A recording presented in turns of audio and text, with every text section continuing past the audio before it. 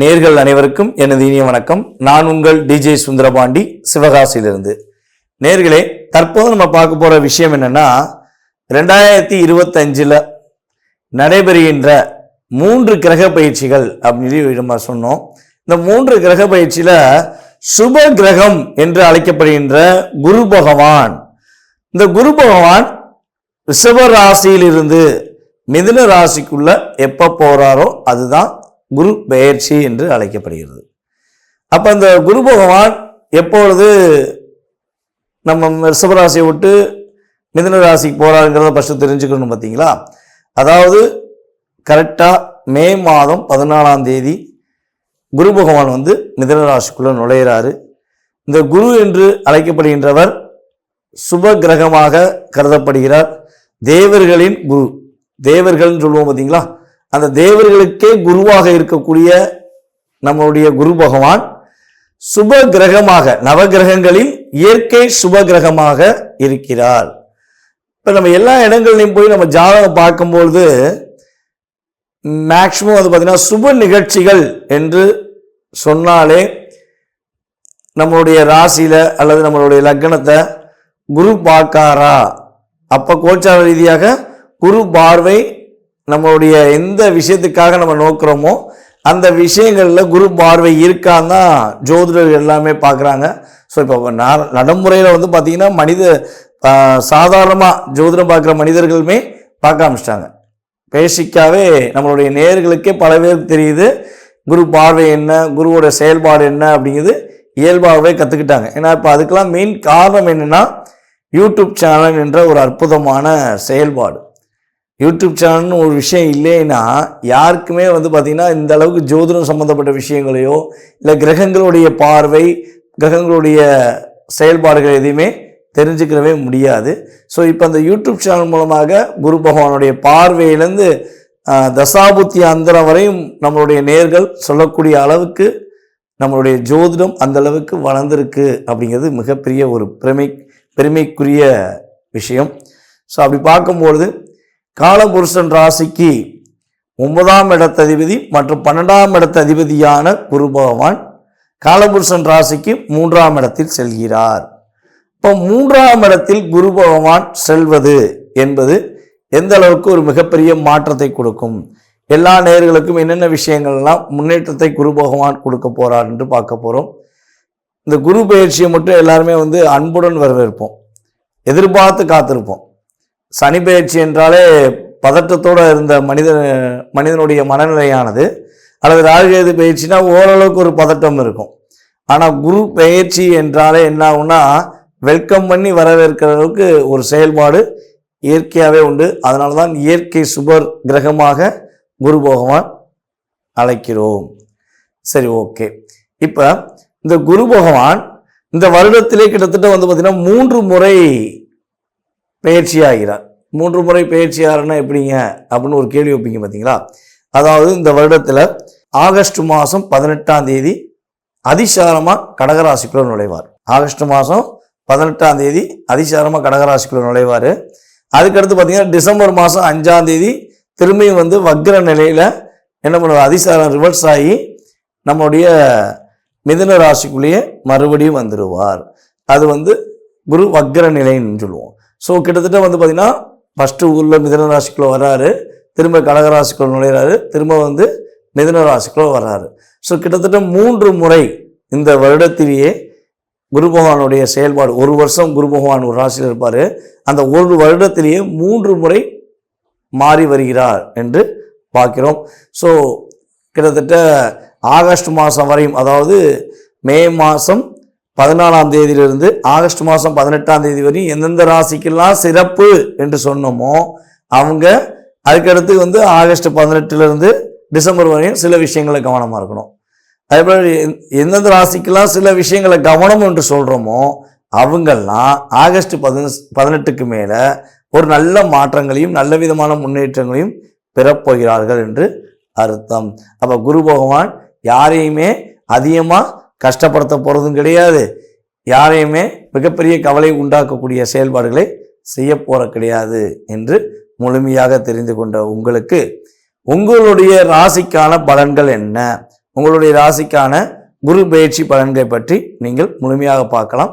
வாங்க வீடியோக்குள்ள போகலாம். சிம்ம ராசி நேயர்களுக்கு 2025ஆம் ஆண்டு நடைபெறுகின்ற குரு பயிற்சி பலன்களை பற்றி நம்ம பார்க்க போறோம்.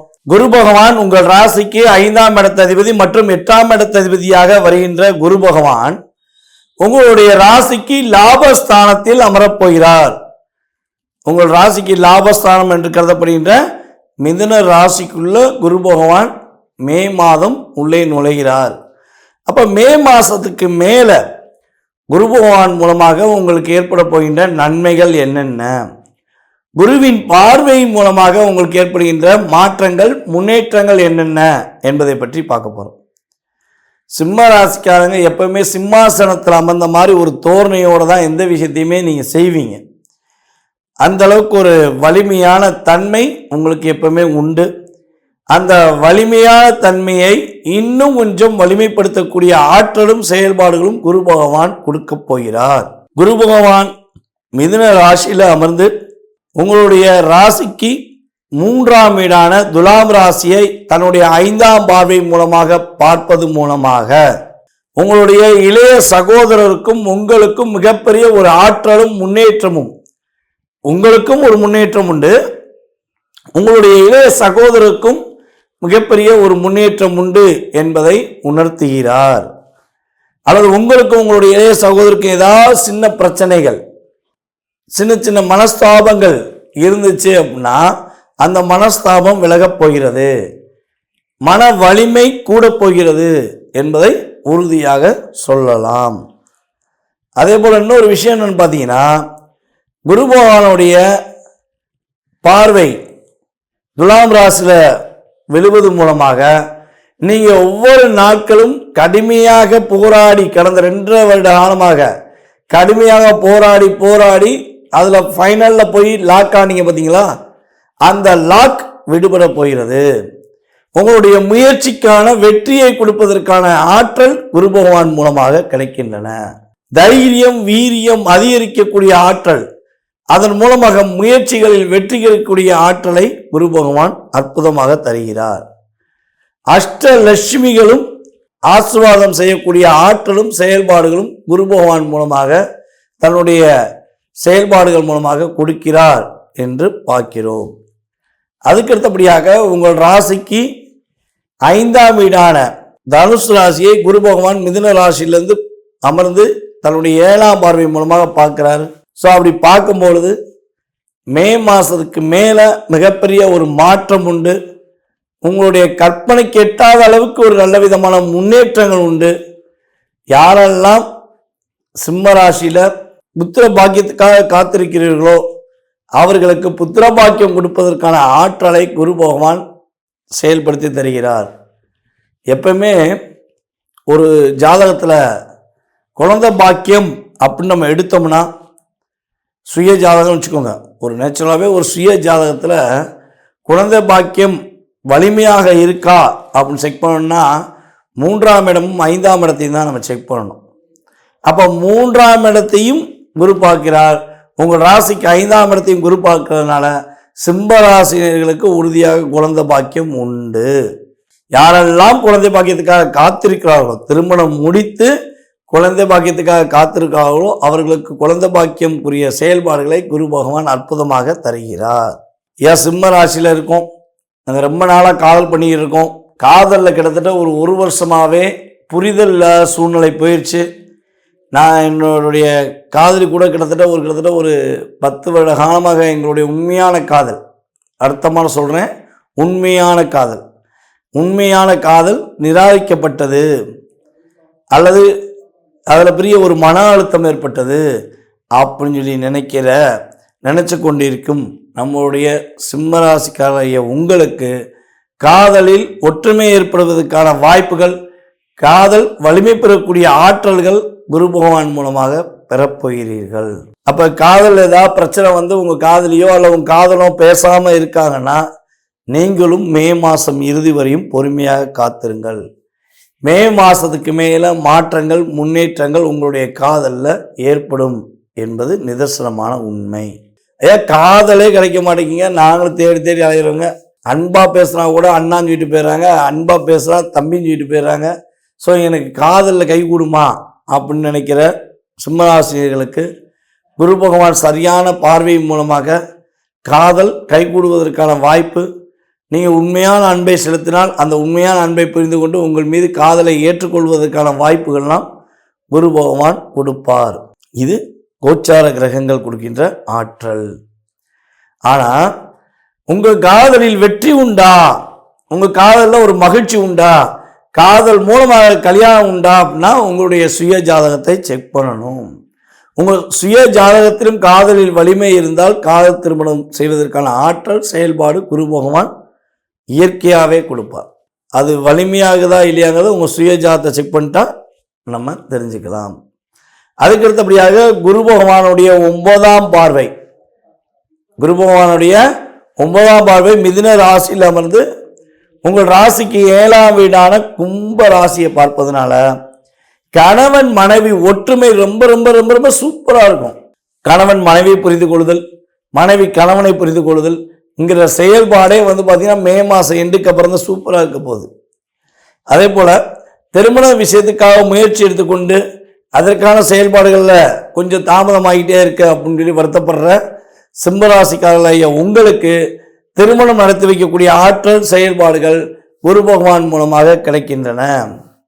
நல்ல நண்பன் கிடைக்க மாட்டேங்காங்க, நண்பர்கள் கிடைச்சா சந்தோஷங்க.